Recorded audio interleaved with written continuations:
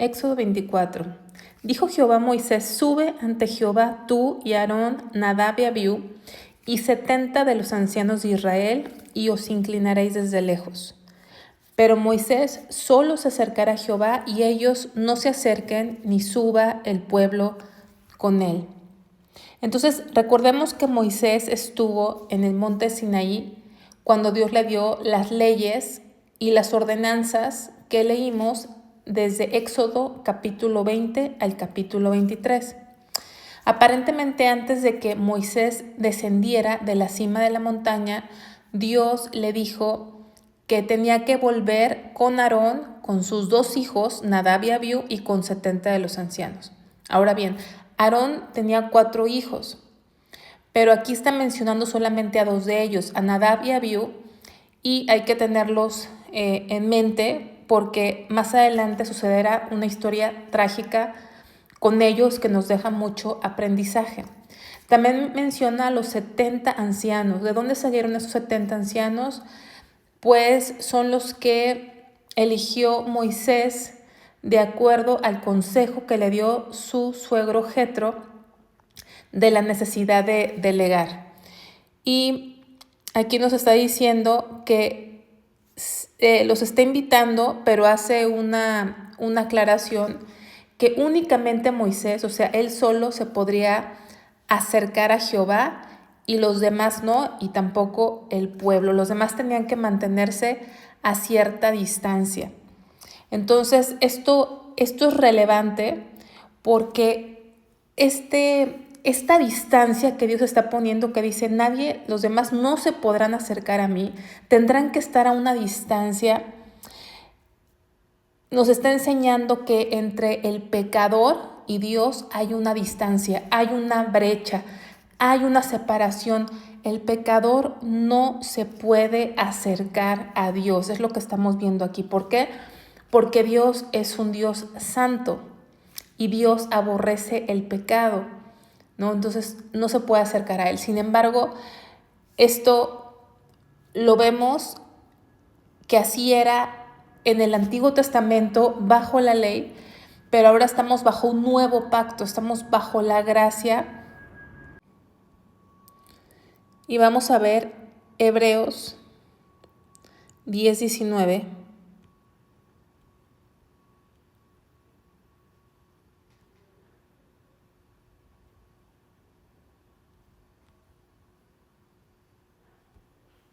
Así que, hermanos, teniendo libertad para entrar en el lugar santísimo por la sangre de Jesucristo, por el camino nuevo y vivo que Él nos abrió a través del velo, esto es, de su carne, y teniendo un gran sacerdote sobre la casa de Dios, acerquémonos con corazón sincero, en plena certidumbre de fe, purificados los corazones de mala conciencia y lavados los cuerpos con agua pura. Entonces estamos viendo que antes decía, no te puedes acercar, pero ahora en el 22 dice, acerquémonos. ¿Ven la diferencia? Antes en la ley no podíamos acercarnos, ahora bajo la gracia, bajo el nuevo pacto, a través del sacrificio de Cristo, dice, acerquémonos. Tenemos una invitación a entrar, dice, así que hermanos, teniendo libertad para entrar al lugar santísimo por la sangre de Jesucristo. A través de su sacrificio, Él nos abrió ese camino, entonces podemos acercarnos. Y eso es importante y deberíamos estar agradecidos con Dios y aprovechar esa invitación a acercarnos a Él. No necesitamos intermediarios hombres, no necesitamos hacer algo para acercarnos, solamente creer, solamente a través de la fe. Dice, acerquémonos con corazón sincero en plena certidumbre de fe. ¿Fe en quién? En Jesucristo. Ningún hombre puede ser mediador. Dios nos invita a acercarnos directamente de Él a través de la obra de Cristo. Entonces, cuando regresamos aquí a Éxodo, donde vemos mencionados a los hijos de Aarón, vemos que ellos tenían esa invitación, tenían ese privilegio que el pueblo no tenía. Dios en su gracia y en su soberanía les dio a ellos como líderes y sacerdotes del pueblo de Dios, les dio el privilegio por gracia. Gracia es un favor que no se merecían. De hecho, se merecían todo lo contrario, pero por la misericordia de Dios, Dios les extendió este privilegio. Y más adelante vamos a aprender que Nadab y Abiú hicieron algo muy grave delante de Dios y echaron por la borda este privilegio que se les dio aquí de acercarse a Dios. Los demás tenían que inclinarse desde lejos, eso es adorar. Versículo 3, y Moisés vino y contó al pueblo todas las palabras de Jehová y todas las leyes, y todo el pueblo respondió a una voz y dijo: haremos todas las palabras que Jehová ha dicho. Ya habíamos visto algo similar en Éxodo 20, si mal no recuerdo, donde el pueblo contestó lo mismo: haremos todo lo que Dios dice, ¿no? Antes de que fueran dados los mandamientos. Y aquí volvemos a ver que lo confirman. Obviamente ellos habían visto la manifestación de Dios de una manera aterradora cuando ese monte temblaba, humeaba, y quizá en temor dijeron: haremos todas las palabras, pero todavía no tenían la conciencia de su total incapacidad de cumplir esta ley. Pero aquí Moisés les dice todas las palabras y el pueblo se comprometió, ¿sí? Ese pacto era un pacto condicional. Dios les dijo: si tú obedeces esto, vas a ser bendecido, pero si no obedeces, entonces va a haber consecuencias. Y aquí vemos que este pacto, o sea, el pueblo se comprometió en este pacto sin entender completamente su incapacidad de obediencia a los estándares de Dios, a los mandamientos de Dios. Dice: Moisés escribió todas las palabras de Jehová, y levantándose de mañana edificó un altar al pie del monte y 12 columnas según las 12 tribus de Israel. Vemos que Moisés escribió las palabras de Jehová, ¿no? Entonces, Moisés escribió las palabras de Jehová. Moisés es el autor de los primeros 5 libros de la Biblia, o el escritor más bien, porque el autor es Dios. Dios le dictó las palabras, y esto lo vemos en diferentes pasajes donde Moisés escribe las palabras, aquí específicamente los mandamientos. Pero para sellar un pacto se requería sangre, los pactos se ratifican con sangre. Y eso también nos habla de la sangre de Jesucristo. Así que edificó un altar y 12 columnas. Esas 12 columnas estaban representando a la nación de Israel. Recordemos que esa nación de Israel estaba formada por 12 tribus, y las 12 tribus venían de los hijos de Jacob, que posteriormente se llamó Israel, y envió jóvenes de los hijos de Israel, los cuales ofrecieron holocaustos y becerros como sacrificios de paz a Jehová, y Moisés tomó la mitad de la sangre y la puso en tazones y esparció la otra mitad de la sangre sobre el altar. Y tomó el libro del pacto, o sea, las leyes que se había escrito en los capítulos anteriores, y lo leyó a oídos del pueblo, el cual dijo, otra vez confirman: haremos todas las cosas que Jehová ha dicho y obedeceremos. Aquí lo están diciendo por tercera vez, lo dijeron en Éxodo 20, lo dijeron en este capítulo, aquí lo confirman, ese pacto, ese compromiso de obediencia. Entonces aquí vemos que se edificó un altar con las 12 columnas, esas columnas representaban a las 12 tribus de Israel, y se hicieron ofrendas. Esas ofrendas hablan de sacrificios. ¿Por qué? Porque esos sacrificios que se hicieron aquí estaban apuntando a la necesidad de un sacrificio que sería acepto, que es el sacrificio de Cristo por nosotros. Es el único sacrificio, excepto todo el Antiguo Testamento apunta, nos habla, es la sombra de lo que había de venir, de la obra redentora a través de Cristo. Entonces, dice que se tomó la sangre de esas ofrendas, se esparció la mitad sobre el altar. La mitad sobre el altar, aquí dice, Eso que estaba tipificando el altar representaba la parte de Dios en el pacto. Acuérdense que en el pacto hay dos partes. En los pactos anteriores habíamos visto un pacto unilateral, ¿no? De aquí, de alguna manera, el pacto Dios ya había hecho consigo mismo, pero aquí estamos viendo un pacto donde la mitad de la sangre se pone en el altar representando la parte de Dios en este pacto, y la otra mitad se roció sobre el pueblo, ¿no? O sea, bueno, no directamente sobre el pueblo, dice, y la otra mitad de la sangre, a ver, vamos a leerlo otra vez, tomó la mitad de la sangre y la puso sobre los tazones y esparció la otra mitad de la sangre sobre el altar y tomó el libro, pero aquí en el 8 vamos a ver, entonces Moisés tomó la sangre y roció sobre el pueblo. Entonces la mitad se roció sobre el altar y la otra mitad se roció sobre el pueblo. Y dijo, he aquí la sangre del pacto que Jehová ha hecho con vosotros sobre todas estas cosas.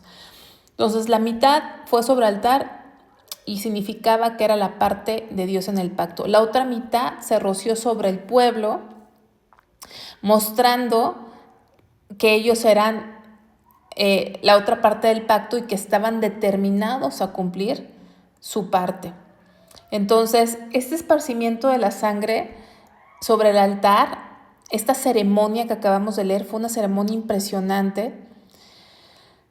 Repito, la sangre de ese sacrificio aquí en el Antiguo Testamento estaba anunciando la muerte del Señor Jesucristo. Todos esos sacrificios de animales eran un sistema imperfecto que después vendría a ser sustituido por Cristo en la obra del Calvario. Vamos a ver Hebreos 13:21.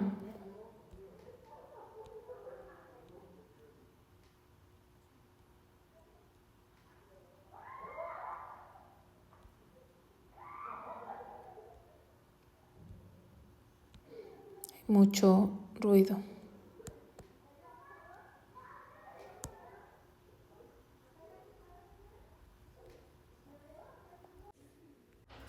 Hebreos 13:21 dice, os haga aptos en toda buena obra, para que hagáis su voluntad, haciendo Él en vosotros lo que es agradable delante de Él por Jesucristo, al cual sea la gloria por los siglos de los siglos. Amén. ¿Qué tiene que ver esto? Pues aquí está hablando, vamos desde el 20, dice, y el Dios de paz, que resucitó de los muertos a nuestro Señor Jesucristo, el gran pastor de las ovejas, por la sangre del pacto eterno. Estamos viendo en Éxodo 24, que es la celebración o la ratificación de un pacto. Entonces aquí estamos viendo que en el nuevo pacto, en el cumplimiento del pacto, porque ese pacto anterior es un pacto en el que estaríamos completamente condenados a la muerte eterna. Ese pacto solamente apuntaba a un mejor pacto, en donde Dios mismo se haría hombre para venir a morir por nosotros, a cumplir la sentencia de ese pacto que no cumplimos, y a través de su sangre se abre, se devela un nuevo pacto.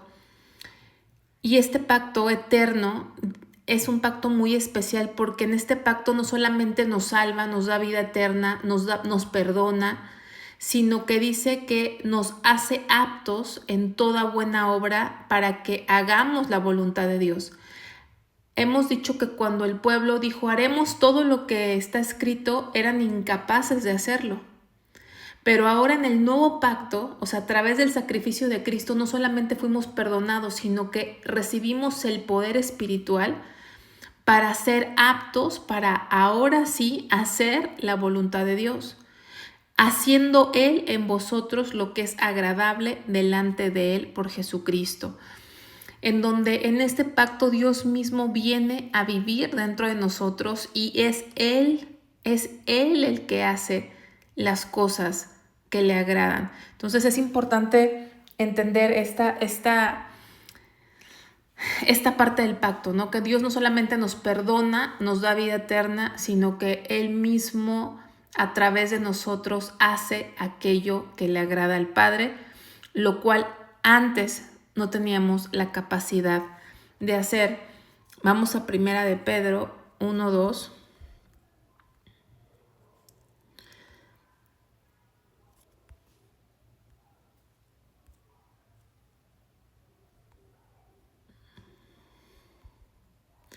Dice, elegidos según la presciencia de Dios Padre en santificación del Espíritu para obedecer y ser rociados con la sangre de Jesucristo, gracia y paz os sean multiplicadas. Dice que fuimos elegidos para obedecer y ser rociados con la sangre de Jesucristo. No sé si puedan ver ese paralelismo con Éxodo 24, donde el pueblo fue rociado. Nosotros también hemos sido rociados, pero no con sangre de animales, sino con la sangre de Cristo.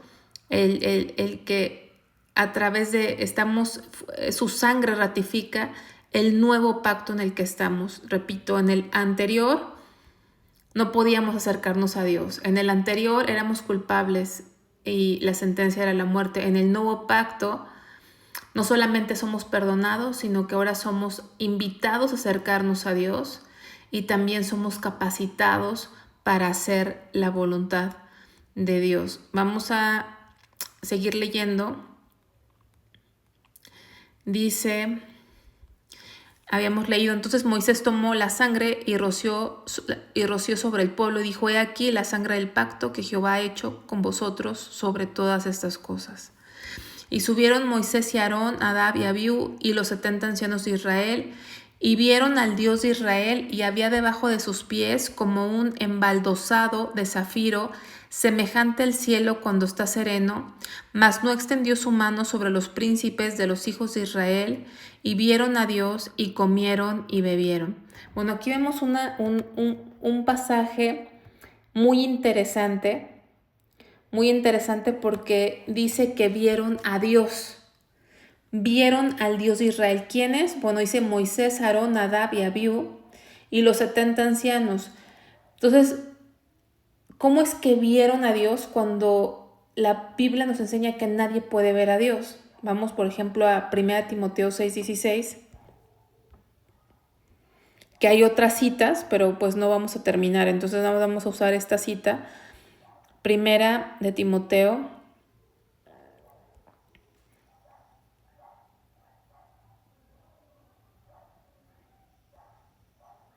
6:16. Dice, el único que tiene inmortalidad, o sea, hablando de Dios, que habita en luz inaccesible, a quien ninguno de los hombres ha visto ni puede ver, al cual sea la honra, el imperio sempiterno, amén. O sea, no, dice, al cual ningún hombre ha visto. Pero aquí dice que vieron a Dios. Entonces, ¿cómo es esto? ¿No? Es algo que nos pone a meditar cómo es esto, ¿no?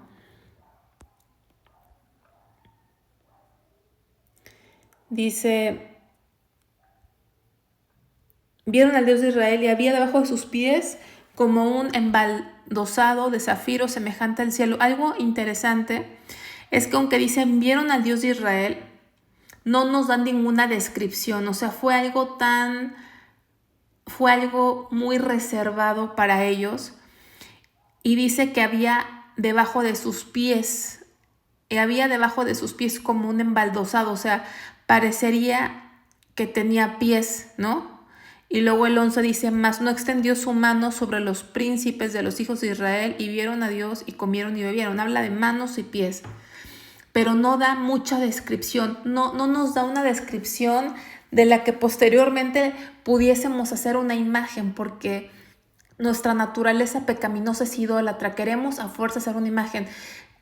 Es algo tan privado, tan secreto, que no da más detalles para podernos hacer una imagen. Es algo muy, muy secreto lo que está aquí y no se contradice con la palabra de Dios, porque a Dios nadie le ha visto. Entonces fue una manifestación de la presencia de Dios, probablemente Cristo mismo.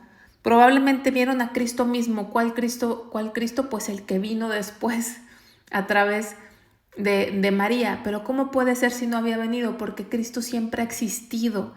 Hay cosas en Cristo que no vamos a entender. Él es eterno. Él no está supeditado a tiempos, no está supeditado a leyes, a las leyes naturales. No existe nada para Él. Él es Dios, Él está sobre todo. Puede ser que Cristo mismo, el Cristo encarnado en el Nuevo Testamento, pudo ser quien se apareciera ahí. No lo sabemos, pero a Dios, o sea, Dios es espíritu, nadie le ha visto jamás. Y es interesante que no se nos da ninguna descripción para podernos hacer imagen. Lo único que se nos dice es que tenía sus pies había bajo sus pies como un embaldosado es como un pavimento, pero ese pavimento era de zafiro, de esa piedra preciosa azul, semejante al cielo cuando está sereno. En Ezequiel 1:26 vemos algo parecido. Más adelante el profeta Ezequiel tiene visiones de la gloria de Dios. Y es interesante, ¿dónde está Ezequiel? 1:26.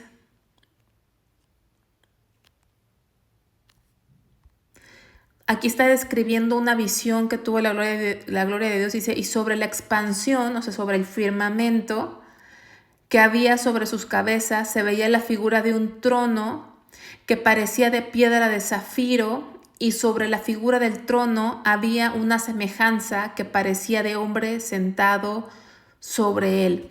Aquí Ezequías tiene una visión de la gloria de Dios, y en esa visión dice que ve una expansión como un firmamento, y arriba de ese firmamento dice, veía la figura de un trono que parecía de piedra de zafiro, ¿no? Del trono de Dios, del gobierno de Dios. Y había una semejanza que parecía de hombre sentado sobre él. Entonces, nos da una descripción que no es una descripción para hacernos una imagen, sino es una descripción para, en nuestra capacidad que tenemos, que Dios nos dio, entender la gloria de Dios, el gobierno de Dios. Y lo que Él quería hacerle saber a ese pueblo era que Él estaba presente entre ellos. Ese era el propósito de Dios. Que supiera Aarón, sus hijos y los 70 ancianos que verdaderamente Él estaba presente entre ellos. Vamos a regresar al 24.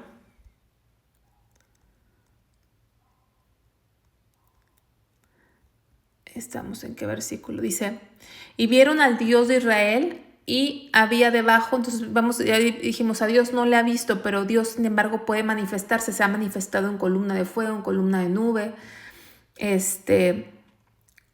lo que también se llama teofanía, que es una manifestación de Dios, para hacernos saber su presencia. También podría ser, repito, una aparición de Cristo mismo, porque Él no está supeditado a nada, a los tiempos ni a las leyes, pero no se nos da ningún dato para que nos hagamos imagen, más que zafiro, que es una piedra preciosa, semejante al cielo cuando está sereno. O sea, de alguna forma nos habla de su realeza. Mas no extendió su mano sobre los príncipes de los hijos de Israel, y vieron a Dios y comieron y bebieron. Como algo que es tan común como comer y beber, lo hicieron delante de Dios. Es algo, esto nos habla de la comunión con Dios. Dice que no extendió su mano, o sea, no extendió su mano porque no podía tener comunión con ellos, no extendió su mano sobre ellos porque no te podía tener comunión con ellos, pero tampoco la extendió para mal, porque realmente ellos merecían ser muertos.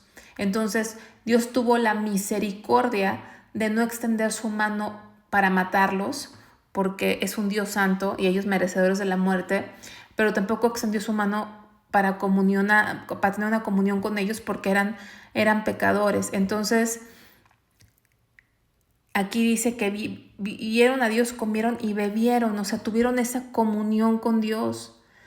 Comer y beber habla también de un pacto, hay un pacto de sal, o sea, de sentarte a la mesa, y esto de alguna forma nos está haciendo referencia a la Santa Cena, que también es el nuevo pacto, dice la palabra de Dios, por su sangre. Es ese comer el pan, esa Santa Cena que es el mandamiento que Dios nos ha establecido a nosotros en este nuevo pacto, que en memoria de Él tomemos el pan que representa su cuerpo y la copa con el vino que representa su sangre. Por eso dice en Mateo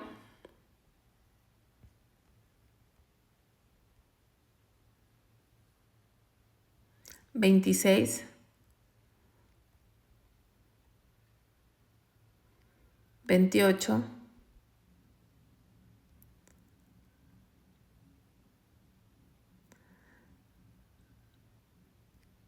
dice, porque esto es mi sangre del nuevo pacto, que por muchos es derramada para remisión de pecados.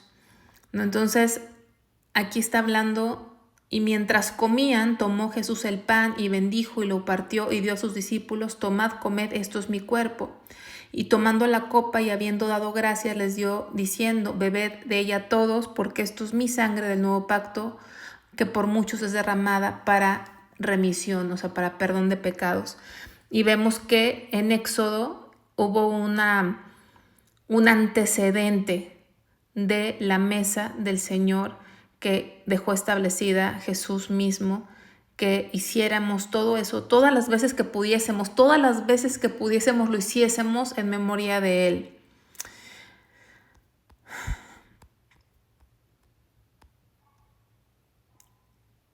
Perdón, me regresé al 24, al 22.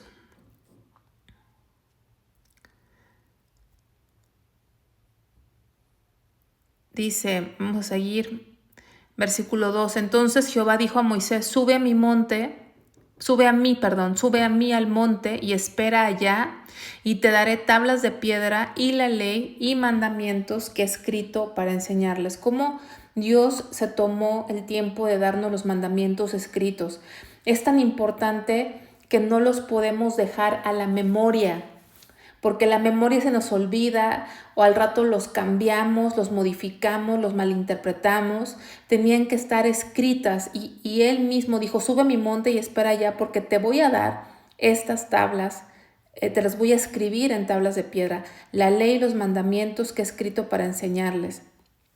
Aquí también vemos que en ese pacto se escribió las leyes en piedras, ¿no? Pero en el nuevo pacto se ha escrito en nuestros corazones. Como leíamos hace rato, Dios nos capacita para poder hacer su voluntad. Antes estaban en piedras exteriores a nosotros, leyes escritas, pero ahora en el nuevo pacto estas leyes están escritas en nuestros corazones. De tal manera que las leyes de Dios, de justicia y santidad, están vigentes y Dios mismo las escribe en los corazones de sus hijos. Las festividades y los sacrificios no son más válidos porque ya tuvieron su cumplimiento en Cristo. Pero ahora en Cristo tenemos la fuerza para cumplir los estándares de Dios que antes no podíamos cumplir. Entonces eso lo vemos en Hebreos 10, 16. Este es el pacto que haré con ellos después de aquellos días, dice el Señor. Pondré mis leyes en sus corazones y en sus mentes las escribiré. Y añade, nunca más me acordaré de sus pecados y transgresiones, pues donde hay remisión de estos, no hay más ofrenda por el pecado. Entonces, repito, aquí vemos al Señor escribiendo sus leyes en tablas, pero ahora en el nuevo pacto, en el de Cristo, esas leyes están escritas en nuestros corazones y a través de ese nuevo pacto dice que nuestros pecados han sido perdonados, que Él no se acordará jamás. O sea, nos está hablando de un perdón completo y un perdón real. Y dice, porque donde hay remisión de estos, o sea, donde hay perdón de pecados, ya no hay más ofrenda por el pecado. Esas ofrendas que vimos que los jóvenes sacrificaron para ratificar, esas ofrendas que vemos en todo el Antiguo Testamento, esos sacrificios de animales, ya no los hacemos más porque ya no hay más ofrenda por el pecado. Esos sacrificios se hacían como ofrenda para cubrir el pecado. ¿Por qué? Porque la paga del pecado es muerte. Pero ahora que vino Jesús, que es el cumplimiento de esas ofrendas, ya no se requiere esos sacrificios, pero sí se requiere obediencia. Pero ahora en este nuevo pacto, Él nos da la capacidad de obedecerle. Y aquí vemos lo que habíamos leído, que se nos invita a entrar a la presencia de Dios. Entonces vemos las diferencias, ¿no? Entre este capítulo, estar bajo la ley, y el nuevo pacto, el antiguo pacto y el nuevo pacto a través de Jesucristo. Si regresamos a Éxodo 24,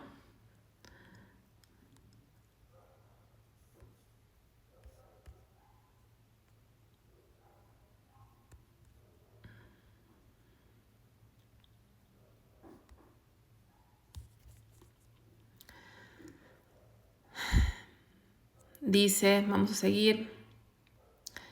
Entonces Jehová, versículo 12, dijo a Moisés: sube a mi monte, sube a mí al monte, espera allá, te daré las tablas de piedra, la ley y los mandamientos que he escrito para enseñarles. Y se levantó Moisés con Josué, su servidor. Ahorita lo estamos viendo como su servidor. Josué, cuando lo vimos en esa guerra que hubo contra Amalek, Josué era como el líder, el capitán del ejército, mientras Moisés oraba en la montaña y Aarón y Hur le sostenían los brazos, donde vimos que era importante la oración, que si no hay oración no se puede ganar ninguna batalla, porque las batallas espirituales se ganan de manera espiritual. Entonces, ese mismo Josué ahora vemos que es declarado servidor de Moisés. Y Moisés subió al monte de Dios y dijo a los ancianos: esperadnos aquí hasta que volvamos a vosotros. Y he aquí Aarón y Hur están con vosotros, el que tuviera asuntos acuda a ellos. Vemos que Aarón y Hur fueron los que le detuvieron los brazos o le alzaron los brazos a Moisés en aquella batalla, y él los eligió para que fueran jueces en, digamos, la ausencia de Moisés, mientras Moisés estaba en el monte. Y vemos que también Josué lo acompañó, pero Josué no podía acercarse. El único que podía acercarse más íntimamente era Moisés. Entonces Josué quedó quizá a las faldas del monte. No estaba él con el resto del pueblo, ni estaba con Moisés y Dios, y estaba ahí esperando a Moisés como servidor de Moisés. Porque aunque aquí no lo sabemos, Dios lo estaba preparando para ser sucesor de Moisés. Versículo 15 dice: entonces Moisés subió al monte y una nube cubrió el monte. O sea, otra vez vemos la presencia de Dios manifiesta. Y la gloria de Jehová reposó sobre el monte Sinaí, y la nube lo cubrió por 6 días. Y al séptimo día llamó a Moisés de en medio de la nube. Vemos que dice que subió Moisés al monte y la nube cubrió el monte. O sea, el pueblo a lo lejos, que no se podía acercar, veía de alguna manera la presencia de Dios a través de esa nube. O sea, no pudo ver lo que sucedía entre Moisés y Dios, porque solamente veían una nube, pero ellos sabían que era la presencia de Dios, que era la gloria de Dios. Y aquí vemos que dice que la nube, dice, y la gloria de Jehová reposó sobre el monte.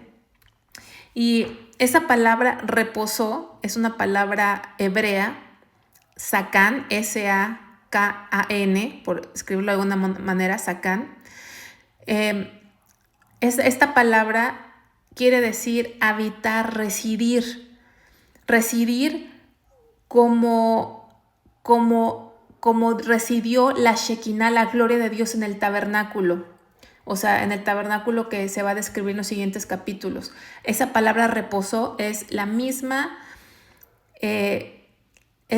palabra que nos habla de cómo habitó el Señor en ese tabernáculo. Y hay una palabra griega, porque acuérdense que el Antiguo Testamento está en hebreo y el Nuevo Testamento en griego, una palabra griega muy parecida a Sacán,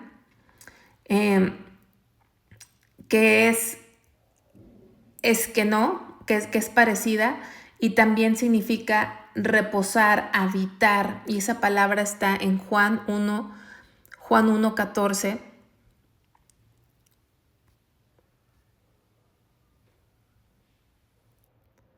Es parecida, pero en griego.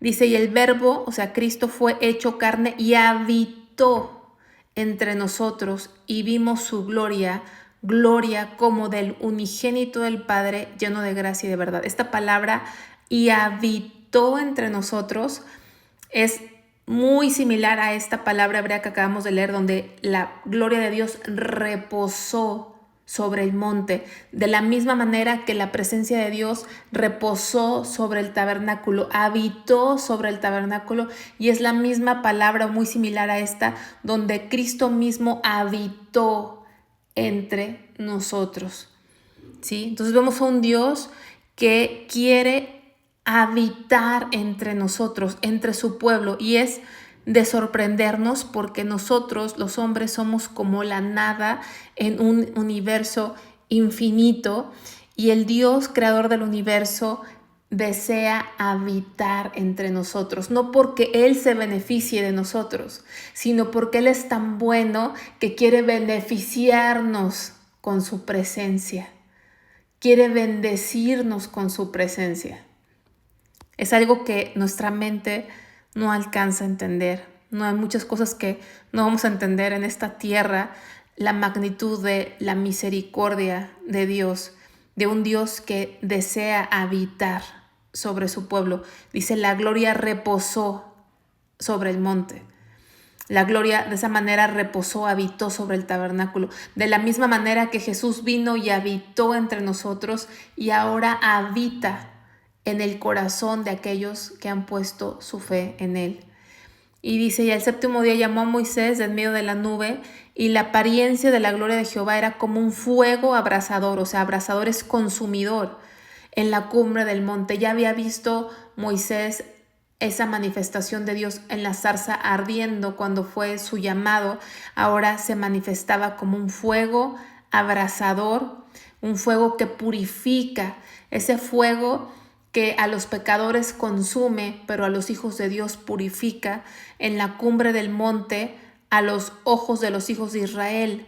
Y entró Moisés en medio de la nube, o sea, todos estaban desde afuera viendo la nube, pero Moisés entró a la presencia, entró de alguna forma a la nube y subió al monte, y estuvo Moisés en ese monte 40 días y 40 noches, más de un mes.